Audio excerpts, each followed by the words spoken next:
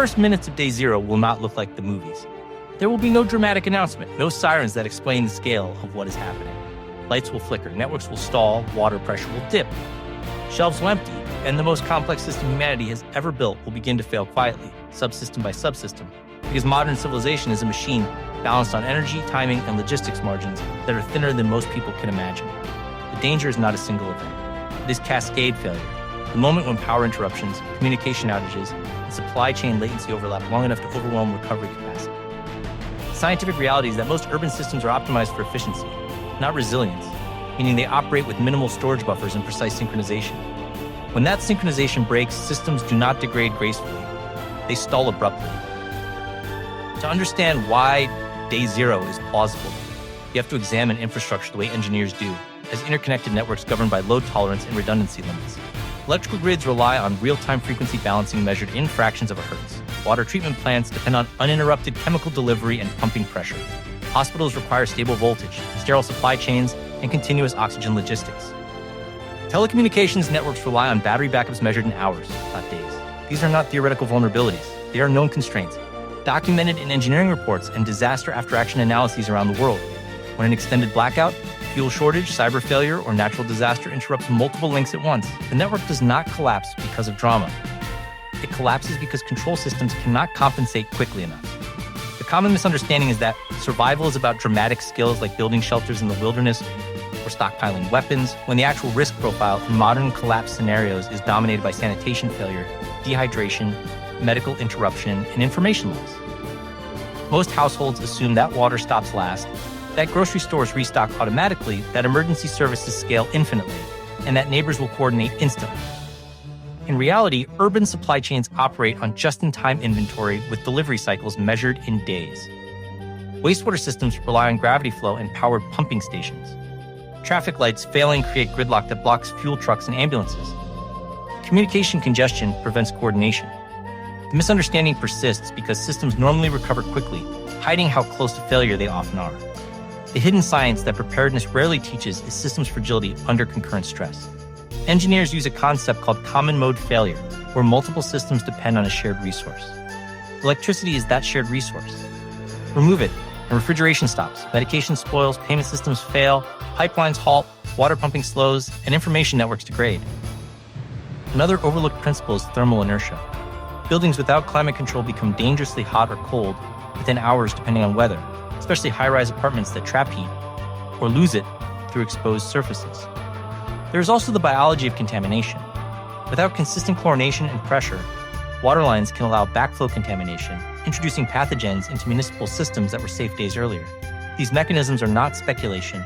They are observed repeatedly after earthquakes, hurricanes, grid failures, and industrial accidents. Evidence comes from disaster records that document predictable patterns. After prolonged outages, emergency rooms report spikes in carbon monoxide poisoning from indoor generators, gastrointestinal illness from unsafe water storage, and injuries from improvised lighting. Refrigerated insulin loses potency when temperature control fails. Dialysis patients face life-threatening delays when transport networks collapse. Fire departments report increased structure fires caused by candles and unsafe heating methods. Waste accumulation attracts vermin and spreads disease vectors. None of these outcomes are rare. They appear in case studies because they follow from physics, chemistry, and human behavior under stress. The science is consistent. When utilities stop, secondary hazards escalate faster than people expect. The survival implications are uncomfortable because they shift focus from dramatic escape plans to disciplined preparation rooted in chemistry, microbiology, and logistics. Safe water is not just stored water. It is understanding purification methods, chlorine dosing, filtration pore size, and storage rotation to prevent bacterial growth. Emergency power is not just owning a generator. It is fuel stability, load management, ventilation, and maintenance schedules. Food security is not just canned goods. It is caloric density, nutrient balance, and cooking methods that minimize water and fuel consumption. Communication resilience is not just owning a radio. It is knowing frequencies, power requirements, and message discipline when networks are congested. These are practical sciences, not survival myths. As systems degrade, the escalation is psychological as well as technical. Information scarcity breeds rumor. Rumor changes behavior. Behavior creates demand spikes that accelerate shortages. People buy more than they need because they fear missing out, and distribution networks cannot compensate instantly. Panic is not irrational. It is a predictable response to uncertainty. Yet it worsens the strain on infrastructure, turning a manageable disruption into a prolonged crisis. Understanding this dynamic is part of survival science because it explains why preparation must happen before visible failure. Waiting until day zero is announced means competing with millions of others for finite resources. The transition from normalcy to emergency is usually measured in hours, not weeks. Backup systems are designed to bridge short outages, not systemic breakdowns. Hospitals ration oxygen cylinders. Fuel depots run dry when deliveries stop. Cellular towers shut down when batteries deplete. Water towers empty without pumps. At that point, the problem is no longer restoring power, but sustaining life while repair crews work through damage that may take days. The forbidden lesson, the one rarely emphasized because it is uncomfortable, is that personal readiness is not paranoia. It is risk management based on engineering reality. The next phase of understanding begins with the chemistry of water, because without safe hydration, no other survival plan matters. When the pumps stop, the silence is deceptive, because water systems do not fail with noise, but with chemistry. The danger begins long before faucets run dry, because pressure loss inside distribution pipes allows contamination to move backward through cracked joints and illegal connections. Municipal water networks are designed around positive pressure, meaning clean water flows outwards into every branch of the system with enough force to prevent intrusion. When that pressure drops below safe thresholds, soil bacteria, sewage leakage, and industrial contaminants can seep inward through microscopic openings that normally pose no threat. This is not a theoretical weakness. It is a documented hydraulic principle observed in earthquakes, freeze events, and extended outages where boil water advisories become necessary after pressure loss, even when supply returns. Understanding this requires analyzing water infrastructure as engineers do, tracing the journey from reservoir to treatment plant to pumping station to storage tower to household tap. Treatment plants depend on continuous electricity for mixing, filtration, and disinfection. Chlorine dosing systems require precise feed rates, calibrated pumps, and steady chemical supply. Without stable input, disinfection fails quietly, leaving water that looks clear but carries microbial risk. Many people assume boiling water is always enough, but boiling requires fuel and time, and contamination may include chemicals that heat does not neutralize. Filtration without proper pore size will not remove viruses. Storage without sterilization can breed bacteria inside containers that were safe when filled. The misunderstanding is that water safety is obvious when in reality it is invisible and governed by microbiology. The hidden science inside water preparedness lies in dose, contact time, and filtration physics. Chlorine disinfection works only when concentration and exposure duration are correct, typically measured in milligrams per liter over specific minutes depending on temperature and turbidity. Too little disinfectant leaves pathogens alive. Too much creates toxic taste and potential harm. Mechanical filters rely on pore size measured in microns, where bacteria may be removed by submicron membranes, but viruses can pass unless advanced filtration or chemical treatment follows. Activated carbon improves taste but does not sterilize. Ultraviolet purification requires clear water and sufficient exposure energy. These are measurable engineering parameters, not survival myths, and misunderstanding them leads to illness and disaster aftermaths. Evidence from emergency management reports shows that gastrointestinal outbreaks often follow infrastructure disruptions because people drink water that appears safe but contains contamination introduced through pressure failure or improper storage. Field hospitals record spikes in dehydration because people ration water excessively out of fear or miscalculate needs in hot climates where evaporation loss is severe. Dialysis clinics report increased complications when clean water supply becomes uncertain. The pattern repeats because hydration science is simple but unforgiving.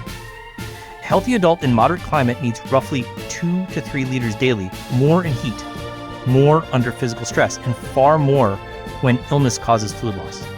Without understanding evaporation, metabolism, and electrolyte balance, stored water plans fail under real conditions. The survival implications are direct.